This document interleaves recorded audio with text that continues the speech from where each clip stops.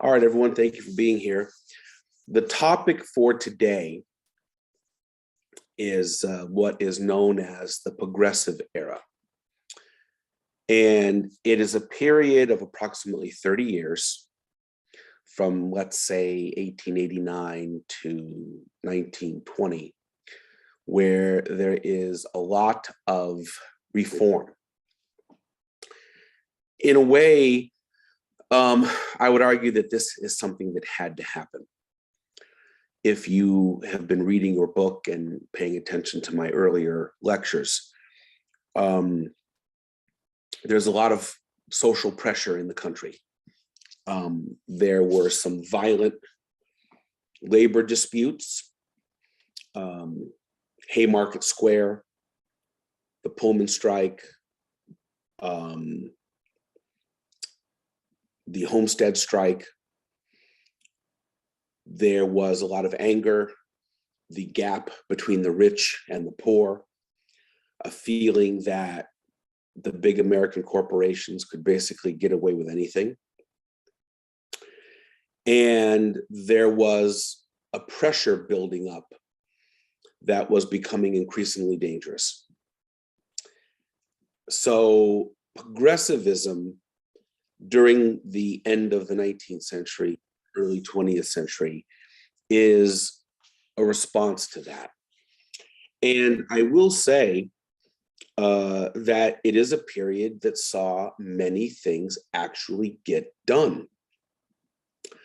One of the complaints that we have with government today, and maybe you agree or disagree, but there is certainly a sense that government today in many ways is paralyzed, that the degree of partisanship is so bad that the idea of working together to get things done seems to be broken at the moment.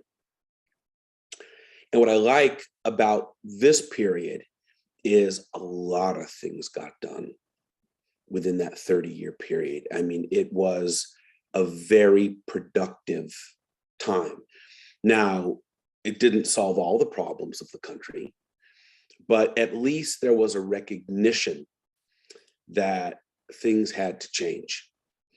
And you will be asked about this period on a future quiz and certainly on a future exam. You're going to be asked. I'll give you a little sample. You're going to be asked, well, what was the Progressive Era? What are examples of progressive reform? What are some of the issues that needed to be dealt with? You're going to be asked that. One of the interesting things about the Progressive Era is that both political parties recognized that something needed to be done. They didn't always agree, and they had different approaches, but progressive reform is something that is going to happen under both Republicans and Democrats. William McKinley was a Republican. After he was assassinated, Theodore Roosevelt became president, and he's a Republican, but very different. And then, of course, later is William Howard Taft. After that, Woodrow Wilson. And a lot of things are happening during this time. So what exactly is the progressive movement of the late 19th, early 20th century? Well, it's a movement and a campaign for economic, political, and social reform. It is a response to the rapid industrialization that I talked about and the income inequality that existed. It is a response to the rapid growth of American cities with overcrowding and all the other social problems that went along with it. It's a response to the domination of the big corporations at the time that were referred to as trusts. There was little or no government regulation of any kind. There was no income tax.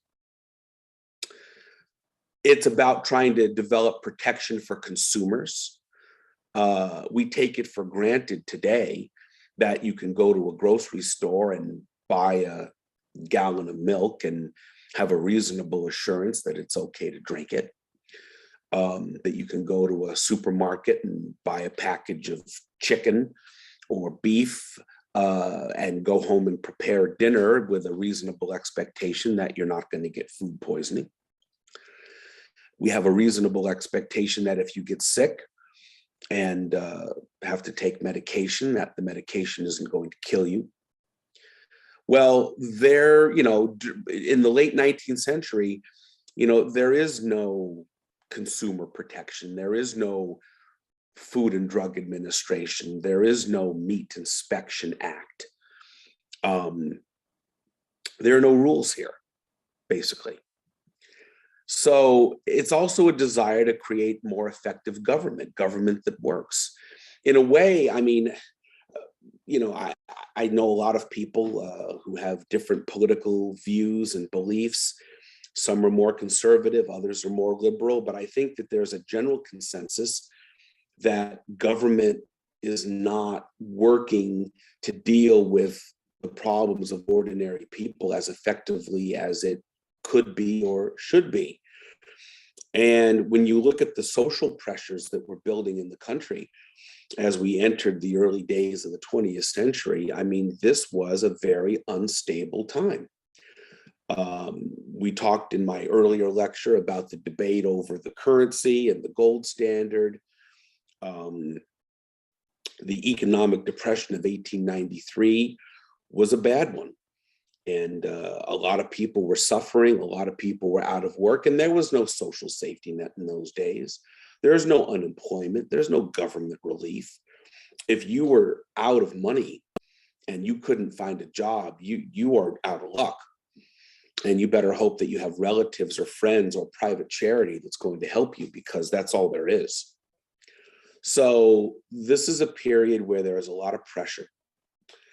And there is a desire, or at least a recognition, that things need to change, that government needs to update itself. I think of it like this.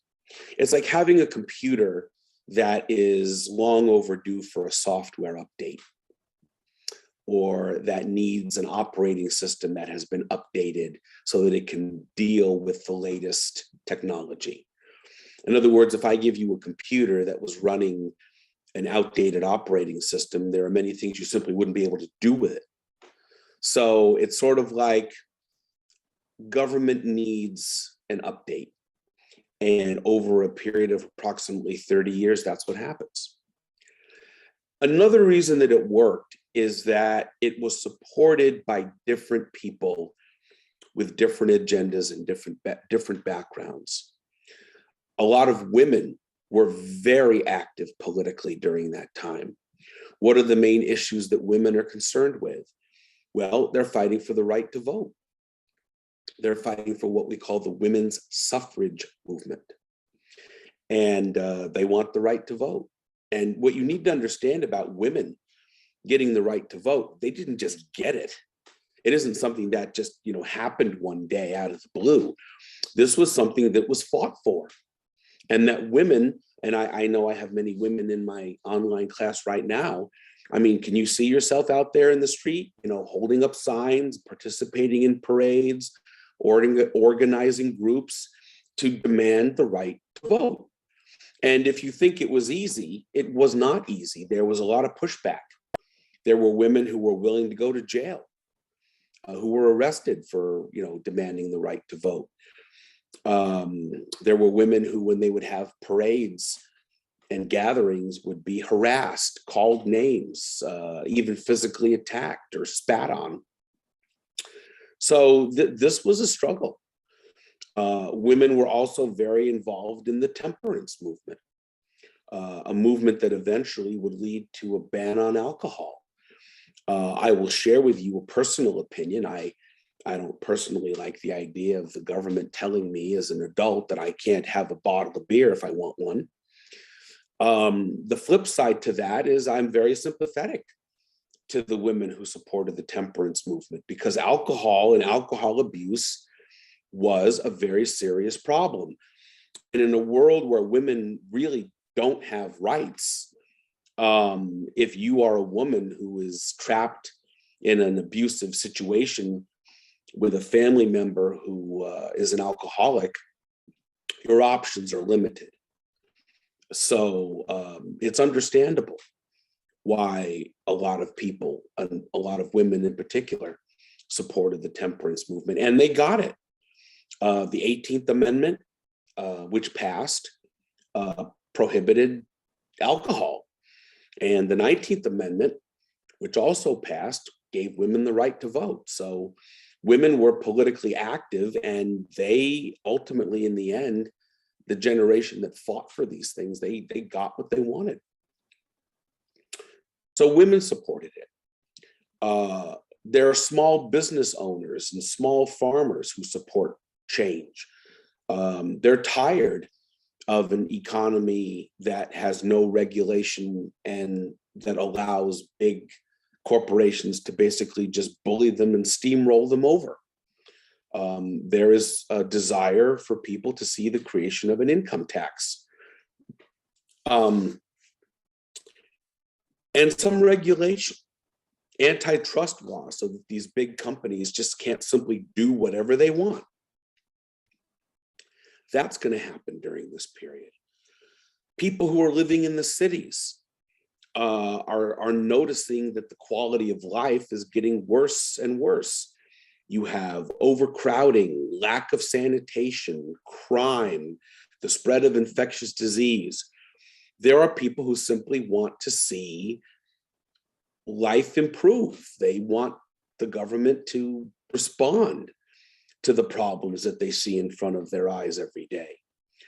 And there's a desire to make a government that simply works better and that's more efficient. So there are people from different backgrounds, different political backgrounds, who recognize that the system needs to change and it needs to update itself so that it can respond to the problems that are going on in the country.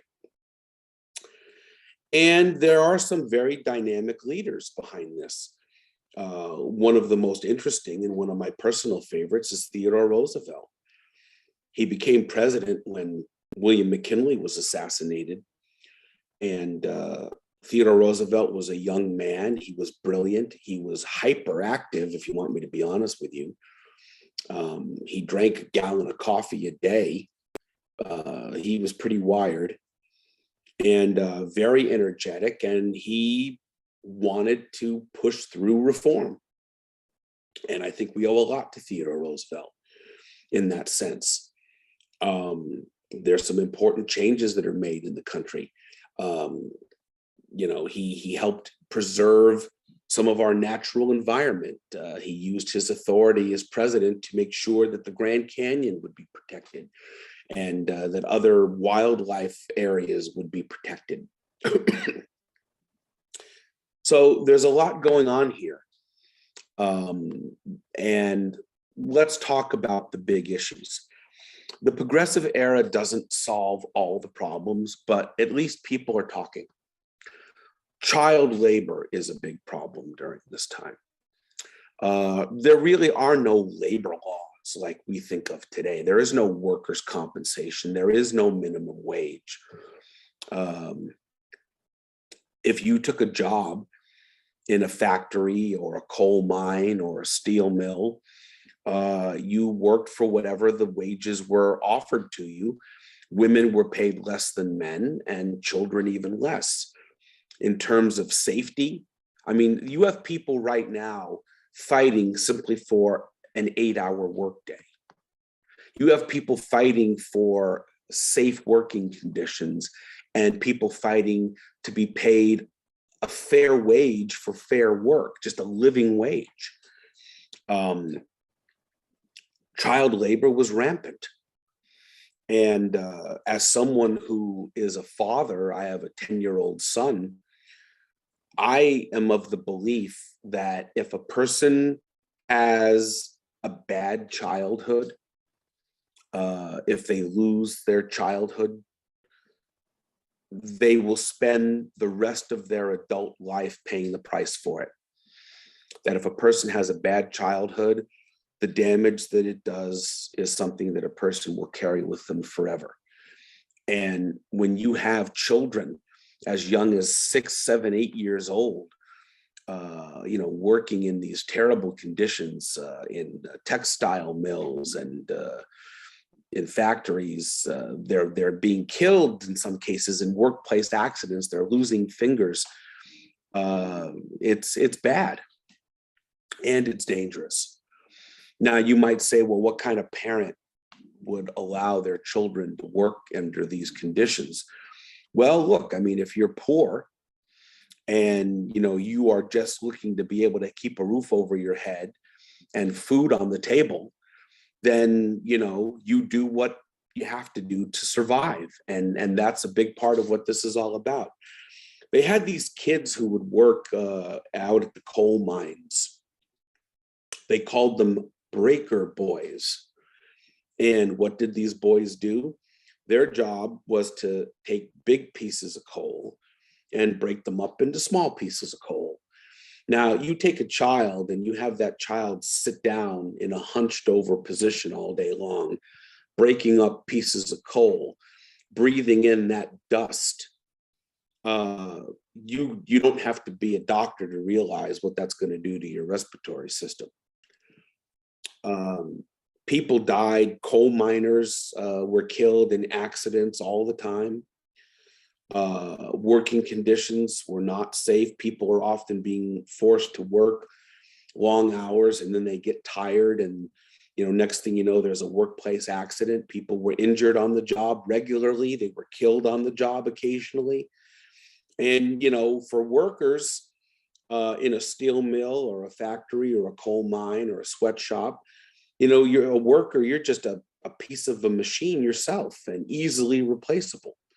There's no health insurance. There's no workers' compensation. There's no unemployment benefit. If something happens and you can't work, you can't work. And that's it. So this is tough. And I know I sound a little bit repetitive, but when I hear people talk about, oh, things used to be so much better, and I wish we lived back in the good old days and all the rest of it. Well, when people have that view, it's generally because they have an incomplete picture, in my opinion. So there are some serious problems here. Women fighting for the right to vote is a big deal. This is a movement that began really in the middle of the 19th century, in 1848. I was very young then, of course, but in 1848, no, I'm not that old, by the way, there was a women's rights convention in Seneca Falls, New York, and two really great women who devoted their lives to this are Susan B. Anthony and Elizabeth Cady Stanton. And they really helped to build a foundation for a movement for rights for women. And then as we enter the 20th century, a new generation will come and get this across the finish line. There will be an organization created called the National American Women's Suffrage Association. There will be a woman named Carrie Chapman Catt, who will be one of the leaders of this movement. She was older, and she's certainly devoted to the cause, but she's not really militant about it. And during that same period, there's a new generation of younger women who are much more willing to be provocative and sort of stir things up.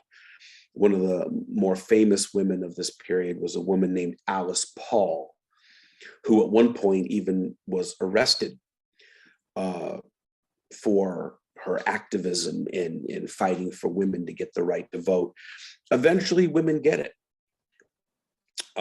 In my opinion, the event that really helps this issue to cross the finish line is World War I. And what happens in World War One is that, the young men go off to fight in the war, and the women who are left behind are the ones who have to step up and not only keep their own families going, but they're stepping up and they're working in the factories and they're helping America to wage the war effort during World War One.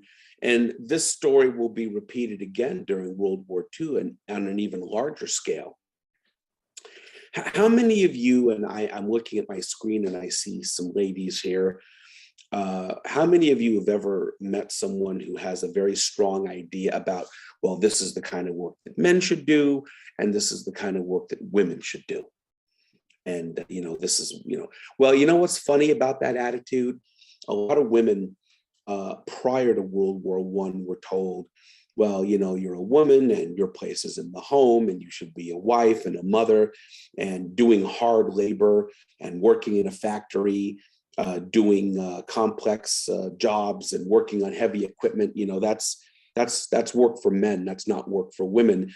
But guess what happens when there's an emergency?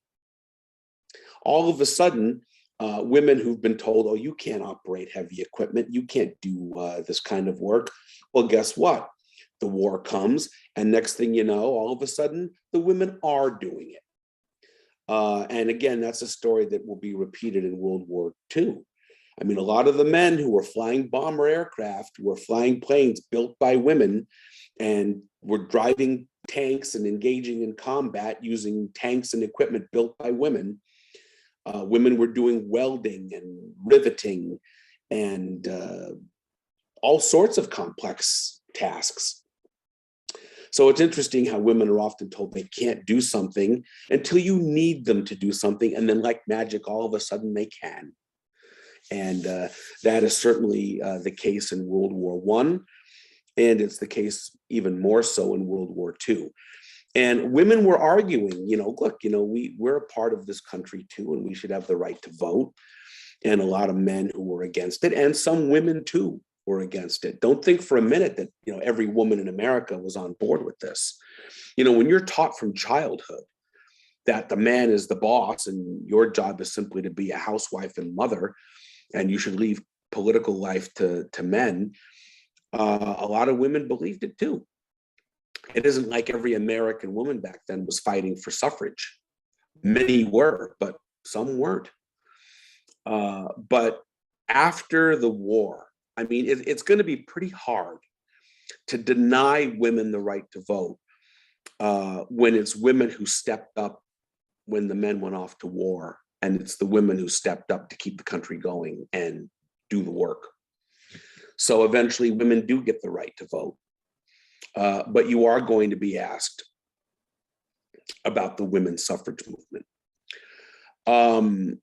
Life for working class people and poor people, particularly in the cities, was extremely difficult. And I spoke in an earlier lecture about Jane Addams. I like her a lot. She established what became known as the settlement house movement in order to give people who were struggling a helping hand to basically get on their feet. I like her a lot. She's a great woman. For those of you who never heard of her before or who do not know who she is, she's worth your time. She really is one of these women who made a difference. Jane Addams, and her last name is spelled Addams. So if you're ever looking for someone to, do a report on, for example, she's always a good candidate for that.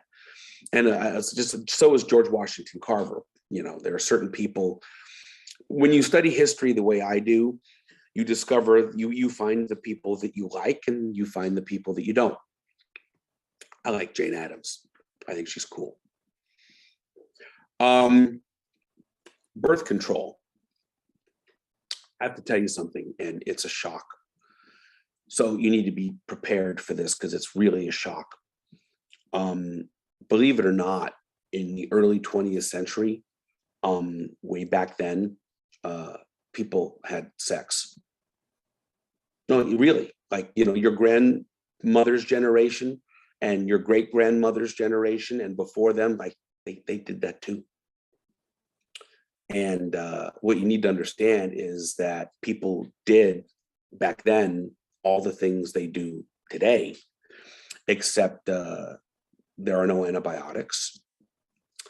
There is little or no treatment for sexually transmitted diseases. I always like to tell the joke that the San Diego State would cease to exist because there are no treatments for sexually transmitted diseases. But seriously, though, I mean, women who got pregnant, particularly if they were poor, had difficulty. And there are people who wanted to have access to contraception. It's such a different world. You have no idea. I mean, this is a world where, I mean, this is a world with no air conditioning, and yet people, when they go out, I mean, they are literally dressed from, you know, literally head to toe. Today, I mean, let's be honest. I mean, if anybody wants to get birth control, it's not difficult to do. You can go to a grocery store and they sell it at the grocery store. It's not difficult. Well, you know, let's go back in time 100 years and it's a totally different situation. So if you have a woman who simply is not in the position to have additional children because she can't afford to feed them, people are still going to be sexually active anyway. So if a person wants birth control, getting it was a problem. And remember, as I said, there are no antibiotics. So if a person contracted, you know, syphilis, for example, it's a pretty miserable way to die, or a variety of other diseases.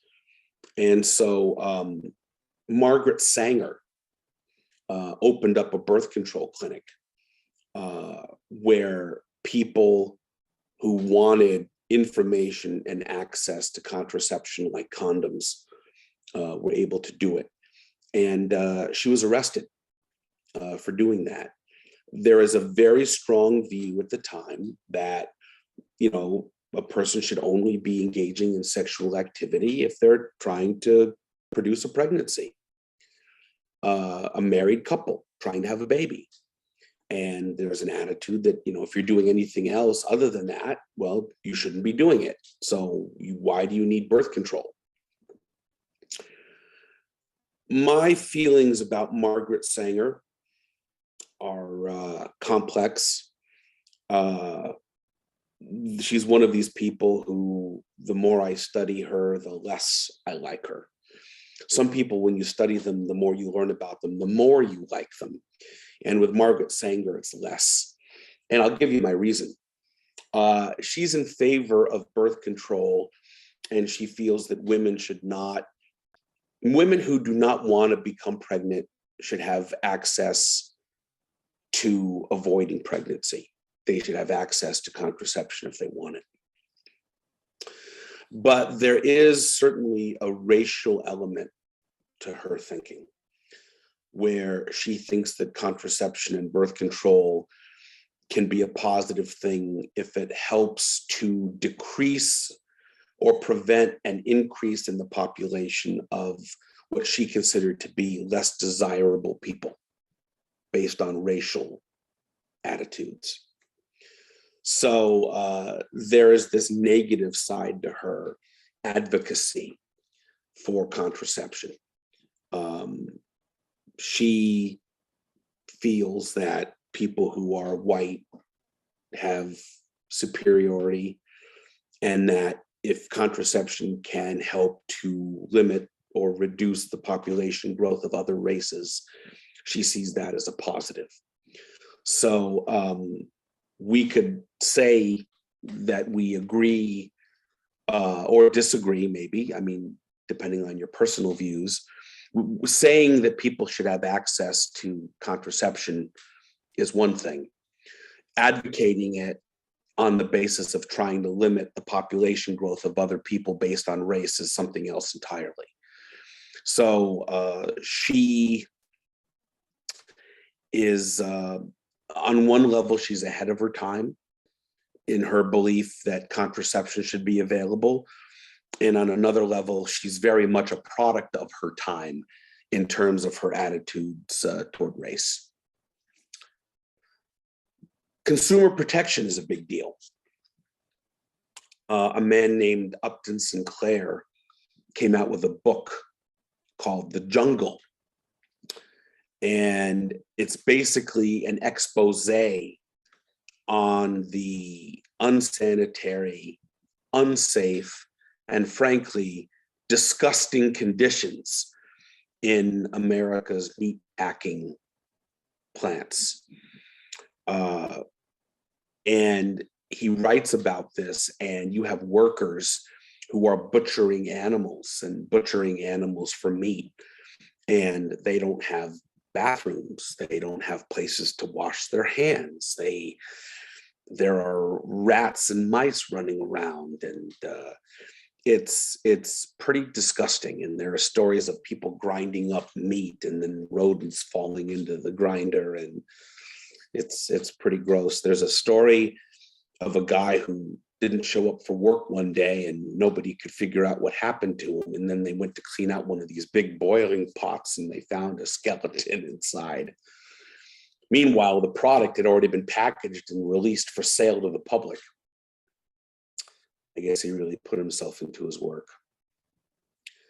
But I remember what I used to do when I would teach on campus is I would bring the book to class and I would read passages of it out loud just to watch the reaction of the students. And they would always be like, yeah, like there's a story of like this meat grinder and the rodents are falling into the meat and then it's still getting packaged and sold. It's pretty disgusting. When I read that book, The Jungle, I was so disturbed by it that I actually became a vegetarian for the remainder of that day. So in any case, one of the things that comes out of it is passage of the Meat Inspection Act.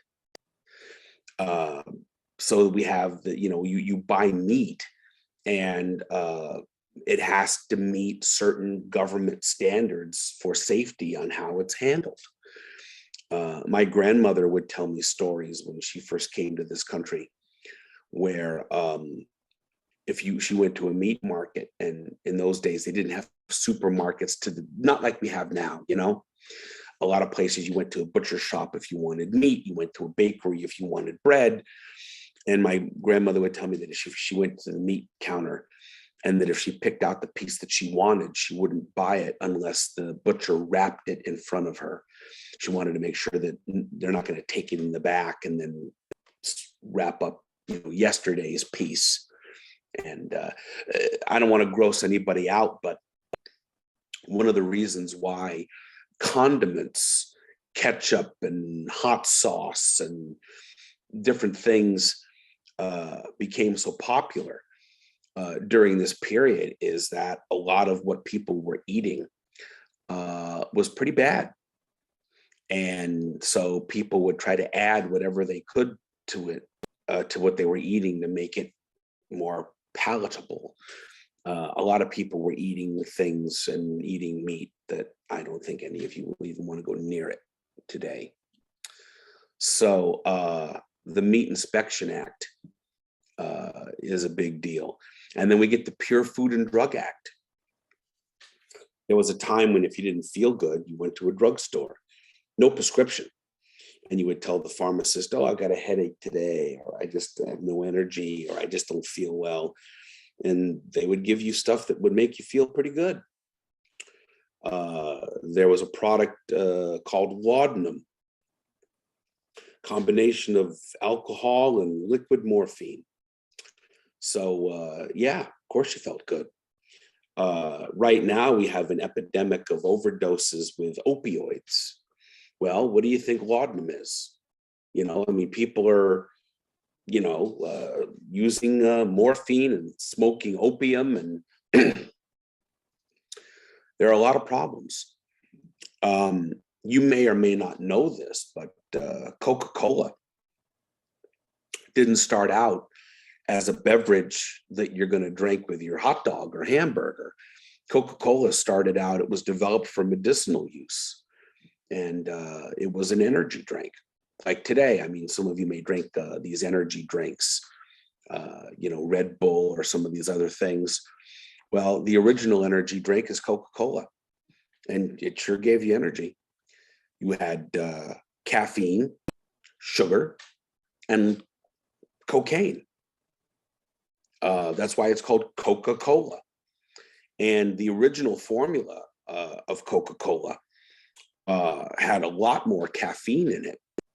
The caffeine in the Coca-Cola comes from the coconut, I think is where it's derived. They make like an extract, and they had like an extract of cocaine, and they would mix that up and you drank it. Well, gee, I feel a little tired today, or, oh, I've got no energy, or I have a headache. Well, you drink one of these, you'll be quite alert. So we have the passage of the Pure Food and Drug Act, which will result later in the creation of the Food and Drug Administration. There will be antitrust legislation passed during this period, starting with the Sherman Antitrust Act of 1890 and the Clayton Antitrust Act of 1914. Did antitrust legislation solve all the problems regarding the domination of big business? Not really. We still have today. I mean, look at the power of companies like Apple and Facebook and Google. Right now, I feel like we're having the same argument all over again with regard to the big tech companies. I mean, think about Facebook, for example. Facebook controls not only Facebook, but Instagram, WhatsApp, and they collect all this data on people. Same thing with Google. And there's a debate going on now.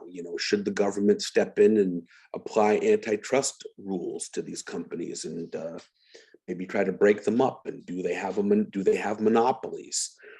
Back then, people were arguing about the power of the Standard Oil Company, for example, or JP Morgan. Well, today we're arguing about Google, Facebook, and Twitter, and Apple, and all the rest. But antitrust legislation is a start. At least there is a recognition that something's wrong here. There are a lot of government reforms during this time. Passage of the 16th Amendment in 1913 creates an income tax for the first time. That's a big deal. And then that same year, 1913, Congress passes the 17th Amendment, which allows the American people to vote for their senators directly. Most people don't know this, but prior to the 17th Amendment, members of the US Senate were chosen by the state legislatures. Now the American people can vote for their senators directly. That's a big change. That happens in 1913. Then we have the 18th Amendment in 1919, which is the Prohibition Amendment that bans alcohol. And then, of course, we have the 19th Amendment, which is passed by Congress in 1919. It's ratified in 1920, that gives women the right to vote. So think about it. The American Civil War ends in 1865, right? Between 1865 and 1919, we have the 13th, 14th, 15th, 16th, 17th, 18th, and 19th Amendment. Seven constitutional amendments. Imagine that within a person's lifetime to see that. And of course, these are, I mean, if I ask you for examples of government reform, you can mention progressive reform. I would mention the 16th, 17th, 18th, and 19th Amendment. Certainly. I would mention the Pure Food and Drug Act. I would mention the Meat Inspection Act. It is also during this time that we see passage of the Federal Reserve Act. In 1913, we have the Federal Reserve System created at the end of 1913 to try to create some sort of regulation and standardized function for America's banking system. That's a big deal. Hold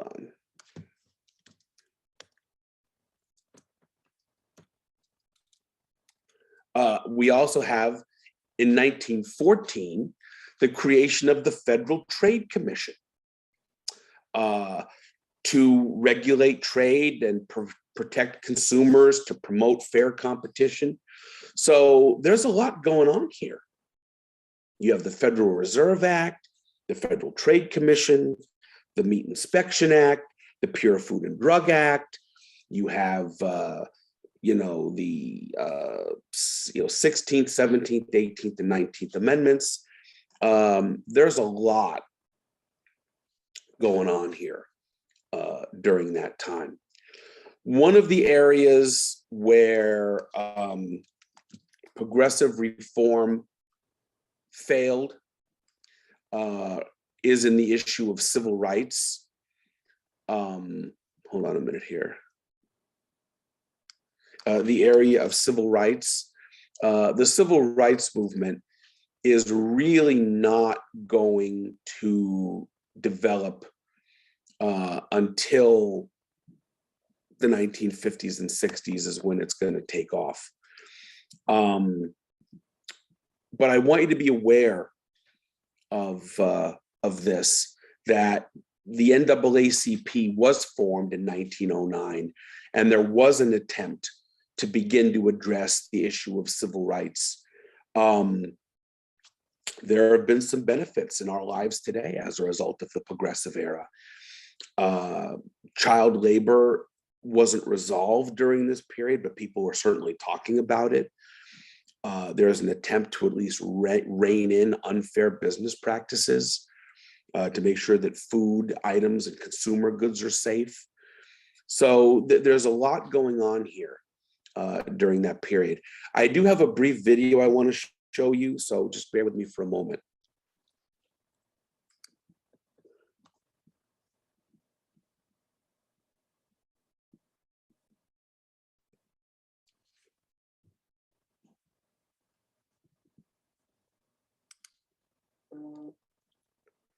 I have it, but the video quality is very poor.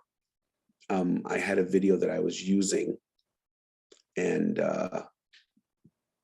just give me a moment to see if I can find the one I want. And if not, it's no big deal. But I wanted to see if I could find the one that I wanted. Give me just a moment here.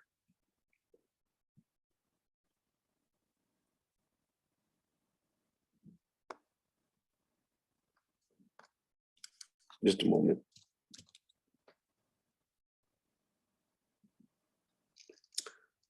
I'm trying to see, and I had it queued up, but the video quality was poor.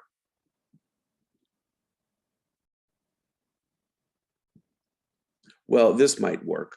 Hold on just a moment. Hold on here.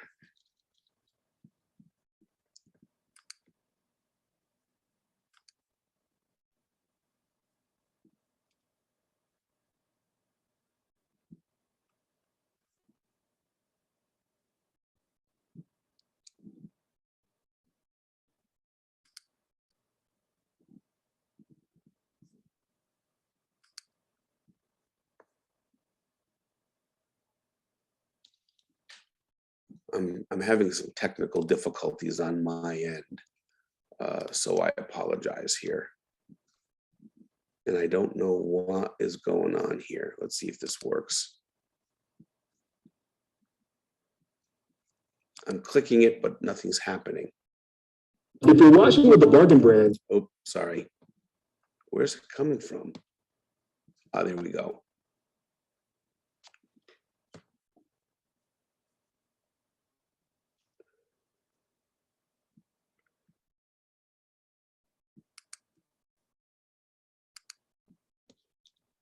Okay, let's try this.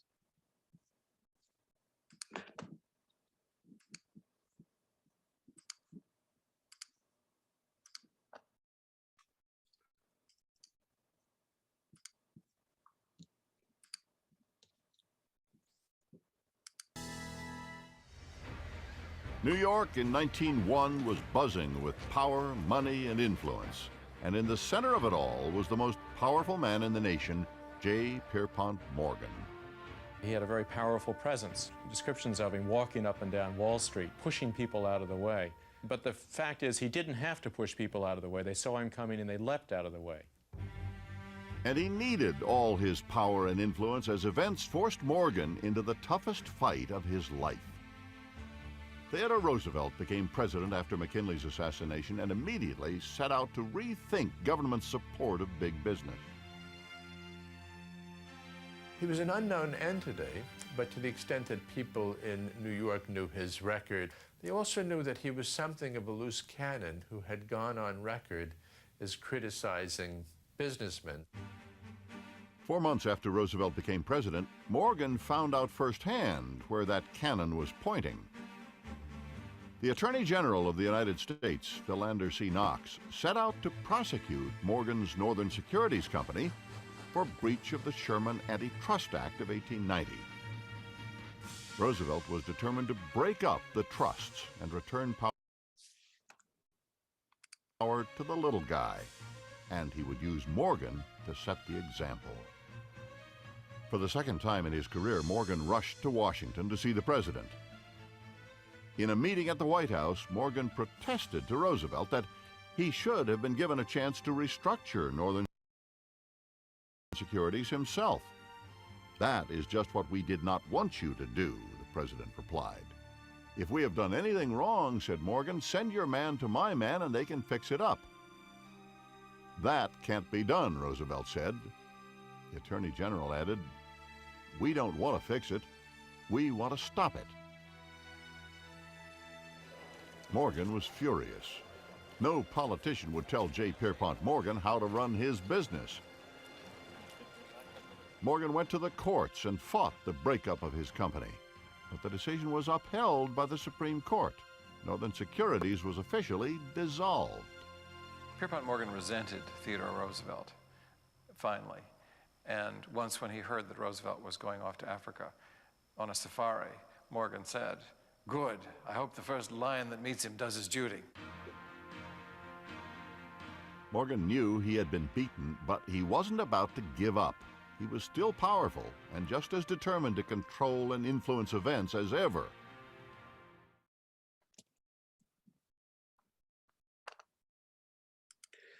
That's a good video clip to sort of illustrate, what I'm talking about here. Roosevelt, hold on a minute, let me try this, see if this one works.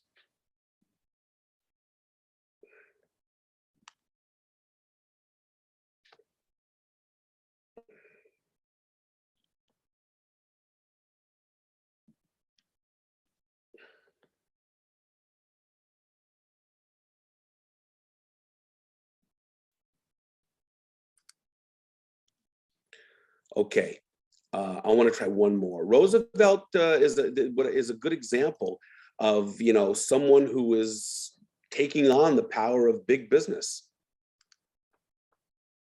Roosevelt did not waste much time going after what he thought was America's greatest evil: too much power in the hands of corporate America. When Roosevelt becomes president, it was a toss-up who the most powerful man in the country was. It might have been Theodore Roosevelt, the President of the United States, or it might have been J.P. Morgan, the most powerful financier in the country.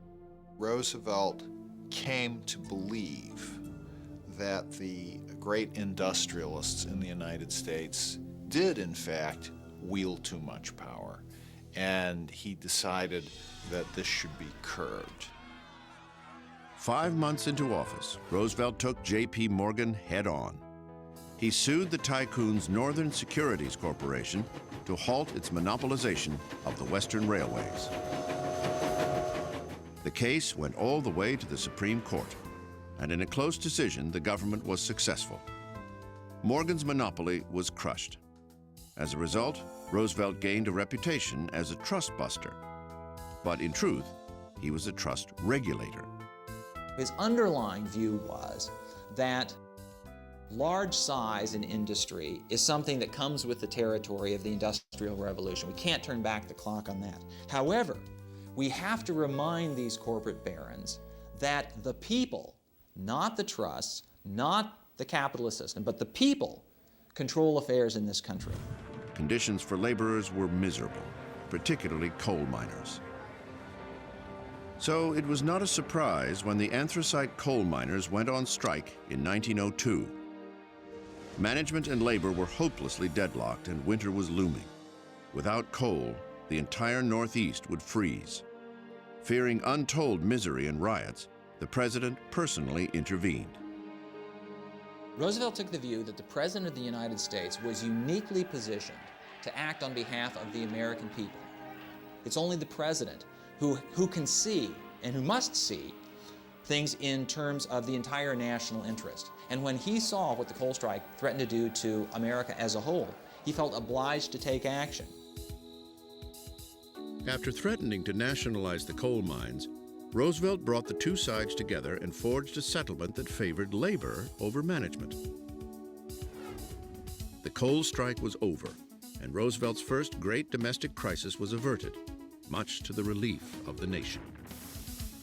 He never wanted to feel that one tycoon, one billionaire, could shut the whole railroad system down or could knock out the entire coal industry. It would cripple America. He never wanted to see anybody have the power that could hurt the country. Roosevelt's resolution of the strike was a crucial turning point in labor relations, paving the way to better working conditions. It would be one triumph in many of social and economic reforms that Roosevelt called his square deal.